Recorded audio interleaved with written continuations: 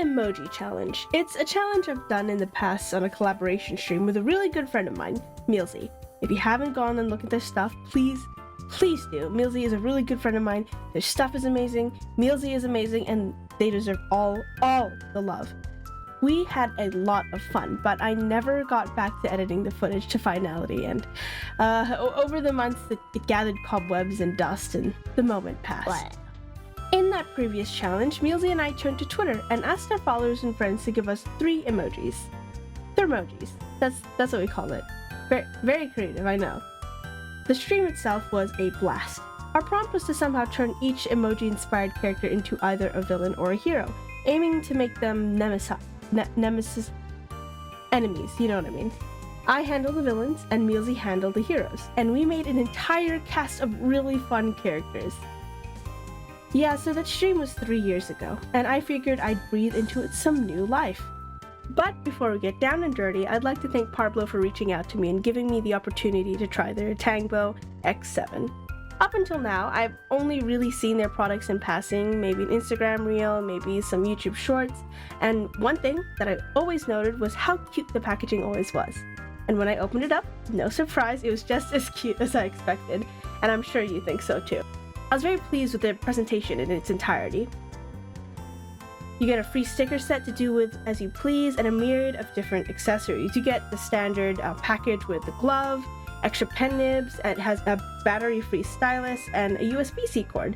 The USB-C cord also comes with a USB cable converter as well. By the way, if you notice there's ink on my fingers, I was playing with pen nibs earlier and I don't know. This drawing tablet is quite beginner-friendly. All you need to do is download the driver, calibrate the settings to your own taste, and maximize it to your personal preferences.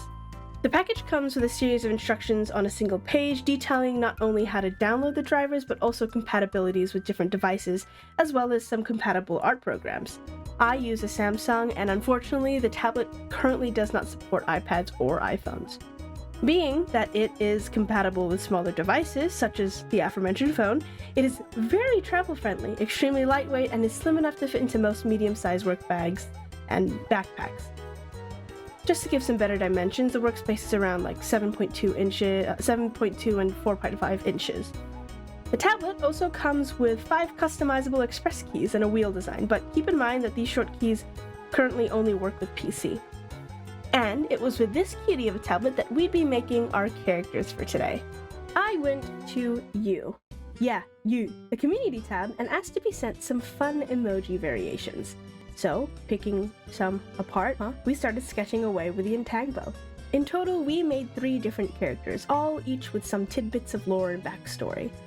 So, let's move on to the first one. First character, delivered to us by Undead Des. Hi Des, by the way.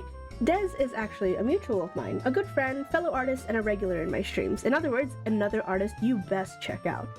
This combination was an eye, a cat in a box, and an alien. So, naturally, my mind decided to draw an alien cat in a box with an extra eye. A mischievous alien hiding away in an attic, a planet of cats and cardboard contraptions. The world was my oyster, my cat in a box. Little known thing about this particular cat is that I based it off Des's actual kitten that he never fails to send photos of, Pigeon. Here's a little look at Pigeon, a little cutie patootie. So I decided to name this little alien Pigeon the Pilot, constructing the cardboard box as a makeshift aircraft for our voyager of the stars and beyond. Like the usual switch between screen tablet and drawing tablet, it did get some getting used to. Fiddling around with the controls, shortcuts, and sensitivities of the device, I found that the pen pressure was actually very fine-tuned and reciprocated surprisingly well with all the other program settings that I had in place, the one specifically with Clip Studio Paint. Speaking of the pen, it has this little doohickey at its end where you can unscrew it, and there is a hidden chamber for some extra pen nib. It also has one of those little ring tweezers that make it easier to wrench out the nib for replacing, and I didn't have to worry about misplacing it as it fits snug at the end of the pen too. Pretty good stuff. Originally, I went with a direct inspiration of Pigeon, but I had trouble making her glow in a way that I wanted, so I just chucked it all out the window and made another gloopier alien. Moving to definitive line art rather than painting the piece, I felt more in groove with the tablet, and we finished our little space pilot. Pigeon the Pilot, navigator of the stars. I hope I did Pigeon some justice. And on to our next design. Now, here's where I start to really get into the groove of it. I went in starting with a clearer understanding of what I was more comfortable with when it came to using the new device. It'll probably become more evident when you see the final piece. From Cerberus 025's emoji combination, we got a ram, swords, and sparkle. So, much like the previous character, my brain naturally went one direction and recreated a sword-wielding knight, more accurately, a paladin-like character. I started sketching away with no real outstanding idea for this character's vibe, and I kinda just followed where the next line took me, based off the skeleton of a sketch that I did. I did redo the hair once I started coloring her in because I wanted to imitate the woolly-like texture to really push the ram aesthetic. For the most part, until the coloring, I focused more on the swords and ram emojis more than the sparkles of the piece. I based this character's design off of the Swiss fillet black-nosed sheep. These adorable looking guys. Their scientific name, Ovis areas. They are so cute. I first saw them, I think, when I was scrolling through Twitter for some like animal references, and surprisingly, as we were going all throughout this piece, I learned quite a lot from chat, who seemed to know a lot about bovidays. We talked about the pronunciation of ewe, which for some reason Google kept trying to convince me it was pronounced ewe. Ewe? No. So because I'm a smarty pants, I decided to name this wonderful sheep paladin Uriel. I learned a whole heap more from chat as well, such as the existence of the Damara sheep, otherwise known as the fat-tailed sheep. They got a lot of oomph, as the name implies. Think of like a camel, except move the lump to the dump. And speaking of sheep behinds, this might be general knowledge for some of y'all, but I've just been left in the dust apparently, but I had no idea that many sheep species actually have tails. And no, not the small fluffy stubbed ones, but like tails, long ones. Apparently they're usually cropped in prevention of infection and, you know, fair enough. So with that knowledge, I gave Uriel a fluffy Valais sheep tail. Antipodal from chat suggested a flamberge as her virtuous weapon, otherwise known as a flame sword. It was only after figuring out those steps that I gave the sparkle from the emoji combination to Uriel's design. So we went for a golden sheen. I gave her horns a golden sheen as well, and embellished little gems of aquamarine trimmings and ornaments. Although her eyes are closed in this design, I did a little visual of her goat pupils with the same bright aquamarine glow. I adore her design, and no, Aqua, she is not available for me, never will be. While there was a variety of other combinations that I probably could have chosen from, I realized I was making it a little too easy for myself by utilizing fauna as a main subject. So I went with a less harmonious combination, and we ended up with this combination of a blank-faced emoji, a meteorite, and a coral with bubbles surrounding it. Commented by Jig Rabble.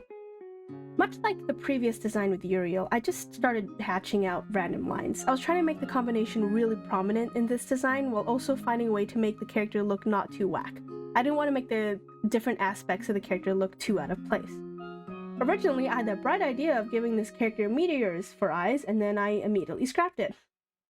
I was thinking of maybe giving them a blank face mask. Nah, no. So we ended up just giving them a blank expression. By this point with my journey with the Intangbo, I really started appreciating the tablet sensitivity when it came to line work, because in incorporating the coral aspects of the design, I decided to make it locks of hair. Tu and Frosh from chat suggested that the hair stiffens when this character is in a state of stress or shock, and is flowy when soft and calm. We started leaning more and more into an aquatic nature for this character and came up with a pretty fun list of lore points. Firstly, in staying with the oceanic theme, we named them Marne, meaning from the sea. Another point, most blatantly, was a burning molten hot rock at the center of their chest.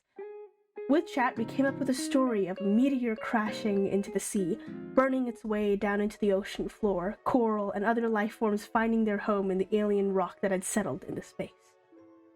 As the years passed, the slumbering life form took its time to stare up into the spears of light that merely feathered its surface. Inklings of sun rays gracing what little it could reach on the ocean floor. This being was at peace, enamored and comfort and safe within the bubbling neighborhood of geysers and vents. Until one day, the reef in which this outer space being made its home began to wither, began to decay. No longer did the schools of fluorescent darts blend in with the once colorful landscape. No longer did those behemoths languidly cast shadows as they wafted by. Instead, gargantuous contraptions replaced those once benevolent leviathans, ripping up the surface of the ocean floor, bleeding and poisoning the once untroubled paradise. with rage or with whatever otherworldly concept could be compared to it, the stone-faced being of molten rock, the being of the ocean, made its first move. To counter, to discover, and to confront what dared to disturb its rest. So yeah, that's Marne, an otherworldly being gracing our shores to find who's responsible for destroying their beauty sleep. I loved this concept, and I hope you do too. We gave Marne a little robes, probably something that they stole off a shipwreck that they totally did not cause.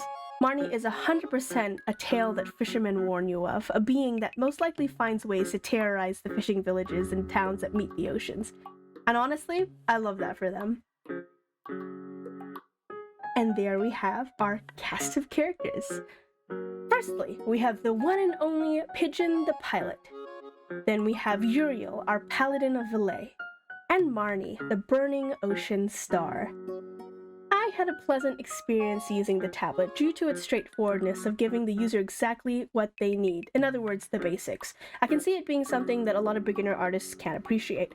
I usually don't draw on my phone, but in trying it out, I can see it working really well with an artist who doesn't really have the luxury of having a stationary workspace, especially for its price on the market right now. It's currently at $59.99 USD.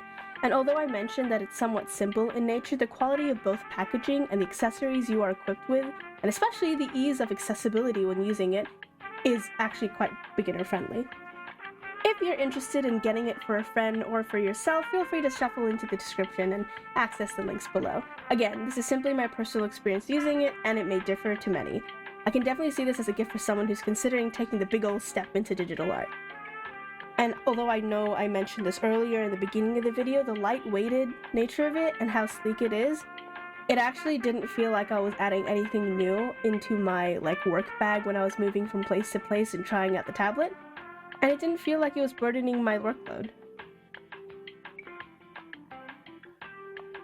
Thank you again for taking the time to watch this video. As always, I had a lot of fun workshopping a character with chat. I always love the vibes, the random tidbits of information that I end up learning, the random mean-spirited bullying you guys always seem to flaunt the moment I press stream, and the out-of-pocket things that you guys always have to seem, I can't read apparently. The out-of-pocket things that you guys always seem to have at the ready. I'd like to thank Parblo again for reaching out and letting me try their tablet. Thank you to Twitch Chat for being Twitch Chat. My patrons for always supporting me in the myriad of projects I tend to drown myself in, and you, insatiable you. Thank you for watching the video, whether it be an art challenge, animatic, or short. I'll see you next time.